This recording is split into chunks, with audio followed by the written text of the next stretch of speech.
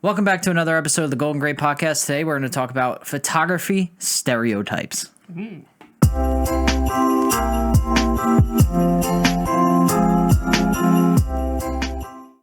How's it going? I'm Joe, a photographer. And I'm Michael, an audioenginer.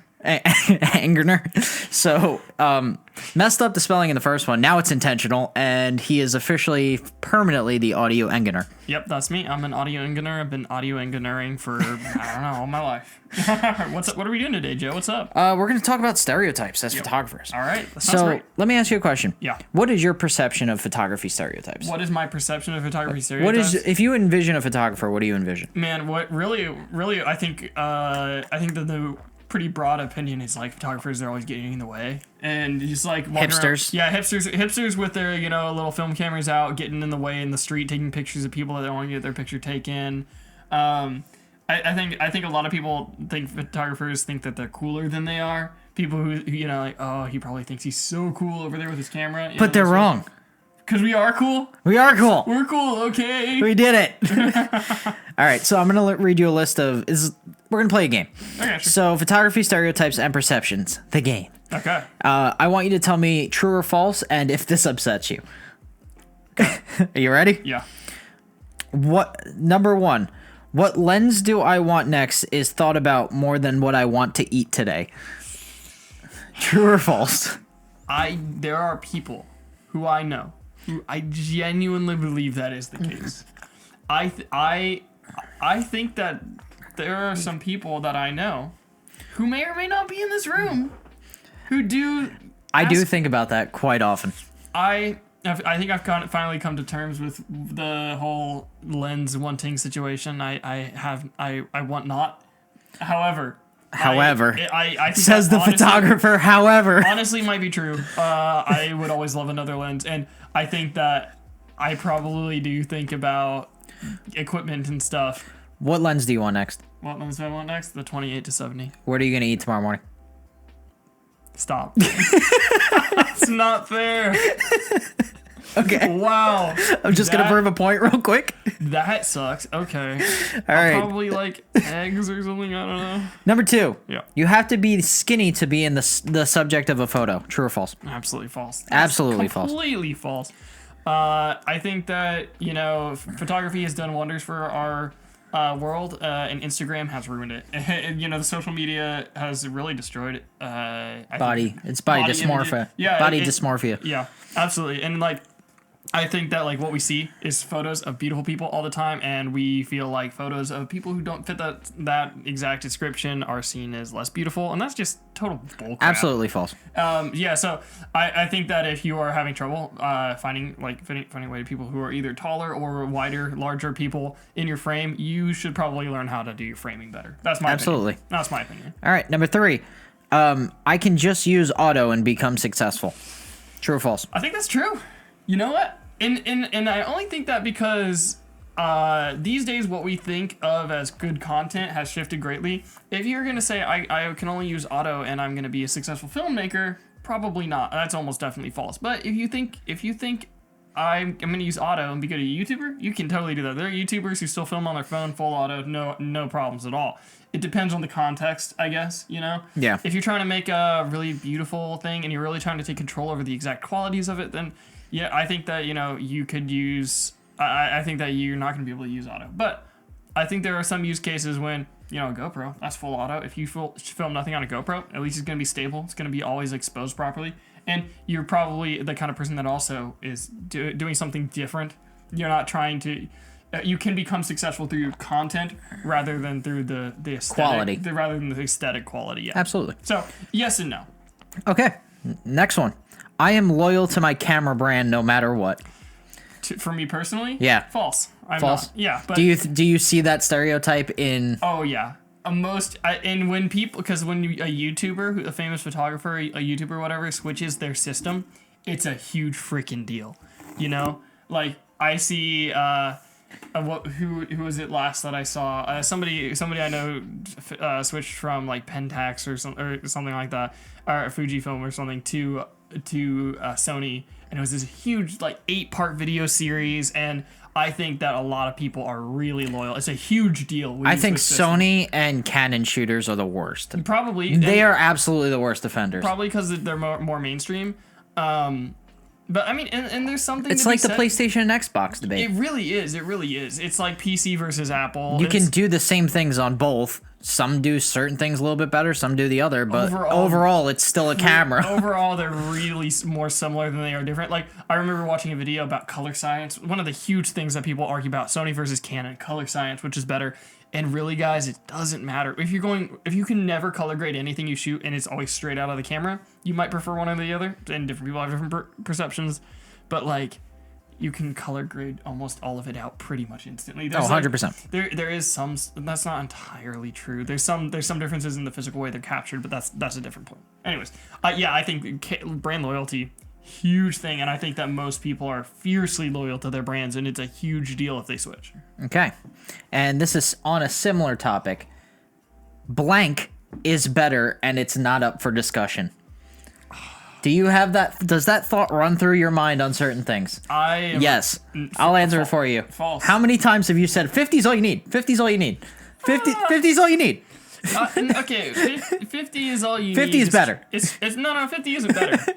And here's the thing. I think there's a difference there where there are some things that are just gonna do the job. Like a 50mm lens, if you can only choose one lens, it's gonna do the job it's so better. well. It's not up for discussion. I'm not saying it's not better. I'm not saying it's better. Because there are definitely, it depends on the context. There are definitely contexts when you would prefer to shoot at 85 or like 35 or whatever. So I think that there is a stereotype of people that is true of gatekeeping, basically, like brands are always better. A certain brand is always better. A certain type of gimbal is always better. That sort of thing. A certain editing software is better. It's just not even a question. But are you guilty of it in any front? I don't actually think so. I think I'm a pretty open person, and I think that there is a difference between something is broadly going to be the best solution if you have one solution only. So, like, I usually do say, yeah, 50. If you can only choose one lens, 50mm will always get the job done, and I stand by that. So you're going to switch to Mac tomorrow? If I could switch to Mac tomorrow, I would. I love it. That's a bold statement, Kyle. I would. I absolutely would. But I just can't. Really, it just doesn't fit in my workflow. But I have nothing against Macs, and I don't think that PC is better. It's better for some things, like gaming, PC. For like highly creative people trying to get their ideas out, there's a lot of great workflow stuff on Mac that PC is really lacking in. So, okay. So I think that I think you're really, well, I say PC. Am I getting you riled up? Yeah. You get me riled up. I know. Bring us back this down. is good content. Bring us back down, Joe. All right. Photography is easy. That's false. I absolutely agree. I think taking pictures is easy. True. Framing the picture and creating good content out of it is hard. Yeah, it's hard. Taking pictures is absolutely easy. I mean, there were 10 episodes in, and half of that has been talking about the execution of things. Yeah. Like, like there's your framing. You have subject matter. You have all of the settings that you can juggle. You have all of the aesthetic decisions that come with those settings. Like I was saying earlier, auto is just going to choose those settings for you. But if you learn to not use auto, you have a much wider aesthetic range. So yeah, I mean, taking pictures is super easy. Photography as a practice is hard, and you will always be learning. So. Yep. I'll fix it in post. Oh, dude, I'll get it. Oh yeah, absolutely. It's 110% true. We'll get it in post. We'll get it in post. I say that all the time. There's so many times I take a photo. Dang, they got something in their teeth. I'll get it in post. I'll fix it in post. Oh man, that was a pretty shaky shot. We'll get it in post. Are we gonna have to rotoscope something out right now? We'll get it in post. Don't worry about it. It's a little off. I'll crop it. I'll get it in post all the time. And part of that is the amazing thing that like technology has just made it so much easier to fix mistakes in post. But yeah, I hear that all the time. And, I'll fix it in post. And I think it makes people sloppy. Yeah, but it's true. Totally true. Okay. When scrolling through social media, and here is the quote: "That photo would be better if." True or false? Photographers are so self-righteous. So that's true. That's true. Totally true. Okay. This one, kind of a leap. I need more batteries. Or I need more SD cards. I need more batteries. I need more SD cards. It's not that sort of stuff. Yes. Oh yeah. Oh yeah. Oh yeah. I always want more batteries. Always hey, There's not a single thing wrong. I want 3 batteries for my car, 15 for my house, 7 for my bag. Ain't nobody ever been hurt by an extra battery. Ain't ever done nobody wrong. Okay. Yeah, no, extra batteries. I hear that all the time. I could probably buy like 100 batteries right now and be happy. And our final question. Yeah. I wish I had my camera. Those moments in life. 2 to 3 times a day. I wish I had my camera. I wish I had my camera. I have thought many times I'm just going to get a little pocket camera just so I can always have a camera with me and just never take it off me. A Fujiji film. Something like that. Yeah, Fujiji. Fujiji film. Fujiji. Okay. I don't know what that was. So, what do you think? I feel like most of these are accurate, honestly. So where did you get did you just compile this? I just made this. You did, okay, yeah. I mean, I came up with this. I feel like those are all pretty accurate stereotypes, honestly. Except those are things that I hear a lot. Except the body dysmorphia one, absolutely. What do you mean? Like, you don't have to be skinny to be subject. Yeah, but I hear that all the time. I don't know. I have friends who actually do photography for embracing a heavier women's body. Yeah. And super cool. The photos are really cool. Yeah, totally. And that just, I think, comes down to our perceptions of what just in general, even outside of bodies specifically, what's good and what's bad. We've set standards for aesthetic preferences, and a lot of it, if you know the rules, you can break them, and a lot of them are really just social stereotypes, that sort of thing, and you can do a lot to push your photography further and be more inclusive, but also just be a better photographer if you know how to break those rules. So absolutely, and you could have your Gucci on, your Louis on, but at the end of the day, made you look. Oh, I love her. She's so great. Okay. All right, so we're gonna get into questions. We got William in Canada from Digital Photography Reviews. He asks, "What season do you take the most photos?" For me, what season do I take the most photos? Well, recently it's been summer because I've been spending my summer traveling a lot. So I've been to Korea. I went to the Philippines as well. There's only 104 days in summer vacation too. Yeah, and I forget the rest of the Phineas and Ferb lyrics. Holy crap! 104 days in summer vacation. And school comes along just to end. Copyright strike. Stop it. Wait, no, there's no way I'm singing that well enough. Sorry, it's been a while since I've seen that show. Anyways. Summer. Right, so summer for me, like I take hundreds of photos in the summer, but also winter because that's when winter break rolls around and my girlfriend, she comes back home.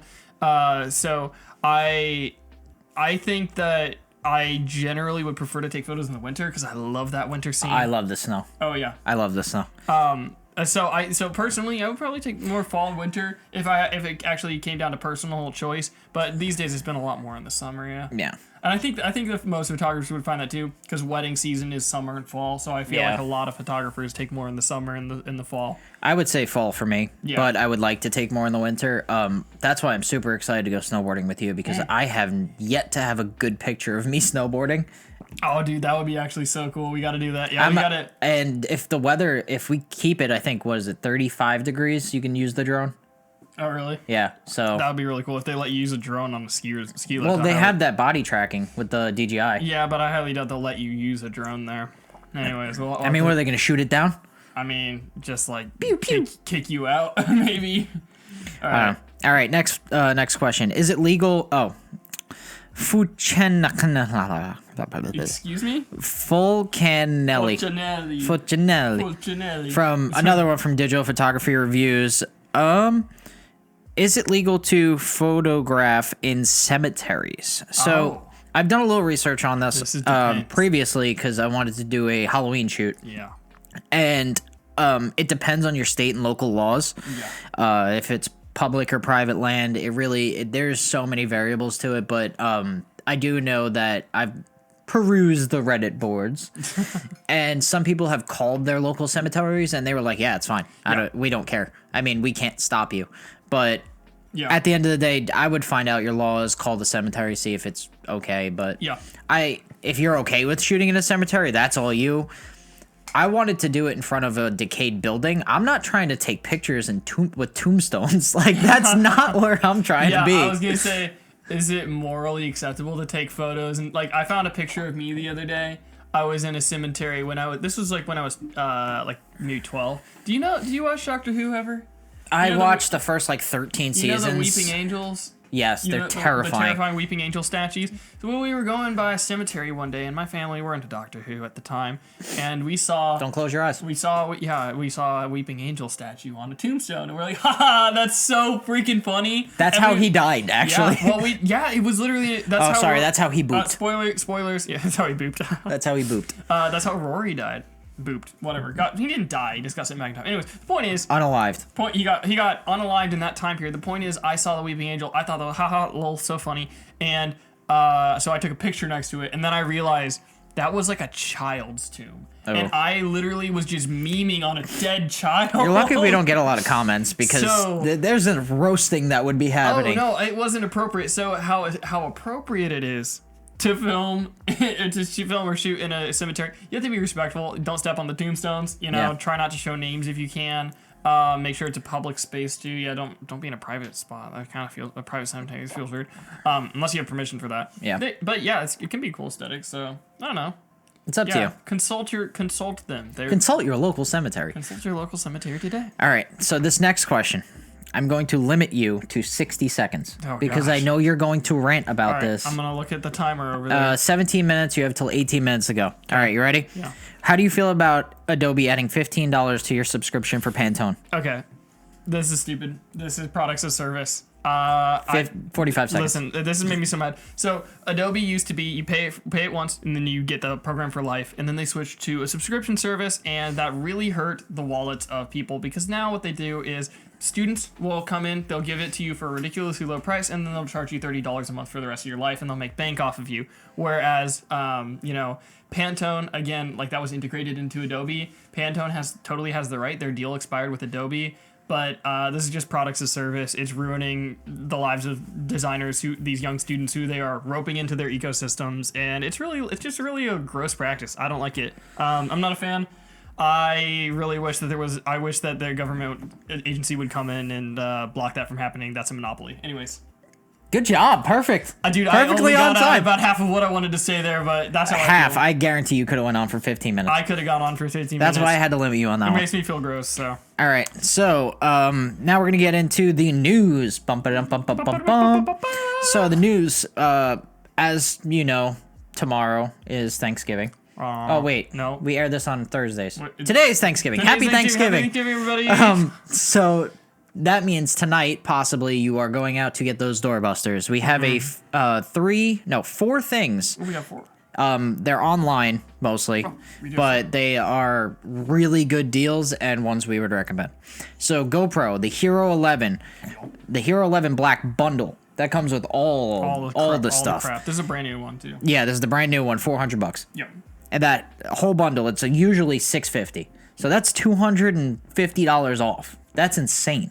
Yeah. For a brand new Hero, and the new Hero has the 10-bit color. Yeah. Right. And I think also the 10 has a bundle now where you can get it if you get it with the GoPro sort of cloud subscription. They like knock off $100 freaking dollars. So you can crazy. You can get the 10 for like I think under $300 now too as well. I can't justify getting the 10 with the 11 having the 10-bit color though. It's honestly, I have a 10 and it's really good. I'm sure it's so amazing, good. but like that extra $50, I'm spending it. Yeah, that's true.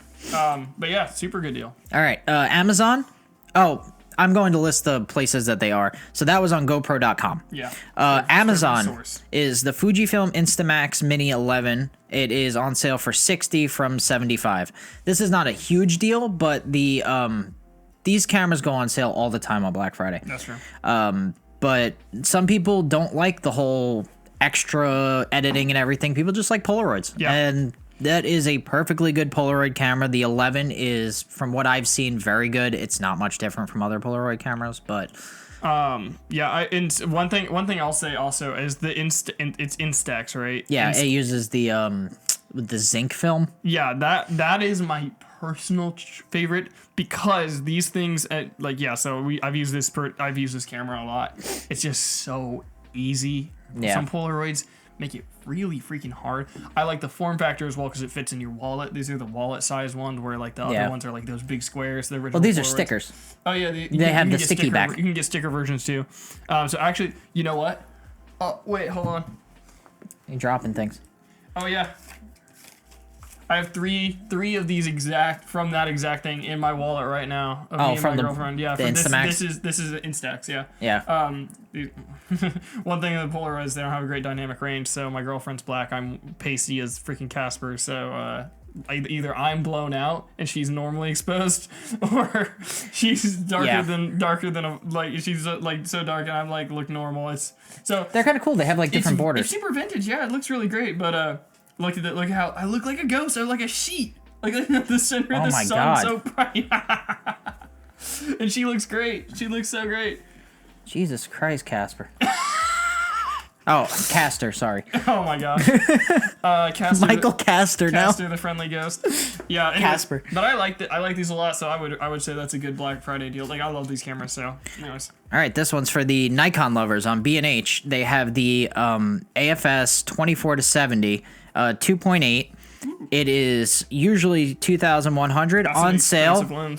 On sale for 1,600. That's Are you serious? $500 off or $600 off. That's a really good deal for that lens. That's an expensive lens, and it's really nice. It's a 2.8. Great. Anything 2.8 like telephoto is usually so expensive. It's not telephoto. Like you mean telescopic? No, telescope. Yeah. But that's a good deal. Good deal. Awesome deal. Amazon, the RF 15 to 35 2.8. It is on sale for 2,000 from 2,400. Yep. So that's 400 off. Yeah. I mean, excuse me. Again, a great lens. Great wide angle lens. Man, all of the nicer RF lenses are some of my favorite lenses that you can really get right now. So yeah, that's a great deal. Yeah, I wish the 70 to 200 was ever on sale. I also wish the 7200 was on sale. I wish It's the 20 never on the sale. 70 was on sale, but that's like a $3,000 lens. Oh yeah, but I'm never getting that lens. No, I'll never say never, but never say never. Copyright. All the copyright strikes. Yikes. All right, you ready for our Would You Rather? Yeah, let's do it. This one I think you're gonna rant on. I'll hold myself back. Hold me back, Joe. Hold me back. If you could travel to one country to take photos, where would you go? Oh, only one country? This is a Would You Rather with 150 options. Oh, wait, how many countries are there? There's a lot more. Well, it depends on who Hey, you Google. ask. It depends on How many countries are there? Probably it's like 174 or something. Google. 195. According to who? It really depends. According to who? I don't know. Maybe there's like 200 or something. But whatever. Like places. We can just go regions. You know what? Okay, I'm gonna say this. I'm gonna say Switzerland because the Alps. Yeah.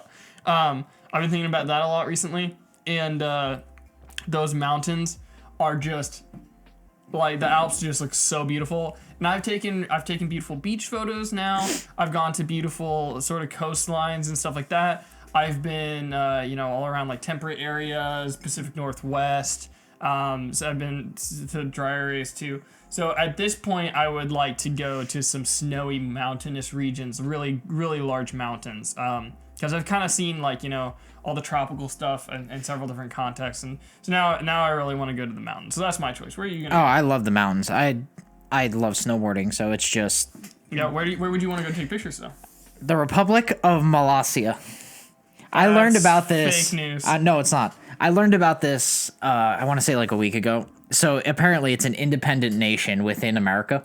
Yeah, that's fake though. And it's not a real I want to go country. to the Republic of Molossia, and their currency is, I think, waffles, and they have signed a peace treaty with like 15 other independent countries within countries. I'm going to the Republic of Molossia. That's not a real country. They have their own post office. They have their own everything. It's just some dude's backyard, but it's not internationally recognized. And if the government, You have to have your passport stamped to go in there. If the U.S. That's because it's his private property. He gets to decide who comes on his private property. If the U.S. government wanted to come shut that down, The Harmony Province is the smallest Where of is the. this at? God, I don't know. I saw this on a TikTok and it was insane to That me. is not real though. That's A few minutes east of Carson City, Nevada. Okay, yeah, this is in the middle of freaking nowhere on some dude's backyard. No, it's the Republic of Molossia, sir. It has been quite an official, independent, sovereign nation inside Nevada for 40 years. The president, His Excellency Kevin Ball, and his wife, the First Lady, declared their property a micronation right in the heart of Dayton. That's not a thing you can do. You can't just do that, though. That's the thing. And this is like... I'm going to Molossia. It's all fun and games until the I don't know, Bureau of Land Management or whatever comes over and they want to like change your property to something else, and then what are you gonna do? Your republic's gone. His Air Force is DJI Mini 3 with like itchy powder. just dropping itchy powder. Just dropping. I love that thought. Wow. Okay. So we are going one day. We have to go to Molossia. You know. Would you honestly, genuinely, would you take a road trip to Molossia with me? Dude, Nevada's freaking far from here. It would be a road trip. I mean, that's our end destination, but we can go other places. Okay, well, maybe one day we'll The go. Grand Canyon, I mean, it's nothing compared to Molossia, but the Republic of Molossia. I'm sorry, I don't want to offend His Excellency Kevin Ball. The beautiful rolling hills of Molossia. I mean, that's dude, Kevin Ball. You get in, you buy. I swear it was waffles. What can you do there? I don't know. Customs and traditions. The nation has its own currency, the Valora, which is tied to the value of cookie dough. Oh, so it's cookie dough. It's not waffles. So you go there with a bunch of Pillsbury, you're rich. You're loaded. That's the dumbest thing I've ever heard. Okay. No, it's tied to the value of cookie dough, though. It's not like you come in with cookie dough and you raise the value of the currency. It's just, this is like... It has its own laws regarding firearms, tobacco, plastic shopping bags, catfish, fresh spinach, missionary salesmen, onions, and walruses. It has its own policies on things. That's a freaking joke. This dude is great. I respect His Excellency Kevin Ball. Man, do you know what happened to Sealand? Like Shamu? That's SeaWorld. What an episode! This is a great episode. Sealand was an oil rig off the coast of Britain that declared an independence, and it was around for about 40-ish years or something like that, maybe a little bit less, and then it basically just got repossessed by the Navy because they were... Less than the Republic of Molossia. Yeah, it's been around less time. That's true, but there's all the sorts of these fighting strong. I pray for you, Molossia. I'm in the fight with you. Okay, well, I'm glad you chose that and that hill to die on, and with that, I think we can end off the episode. Thank you guys for joining us on this episode, and praise to the King of Molossia. No, I don't condone that. Anyways, we'll see you guys next time. Bye-bye.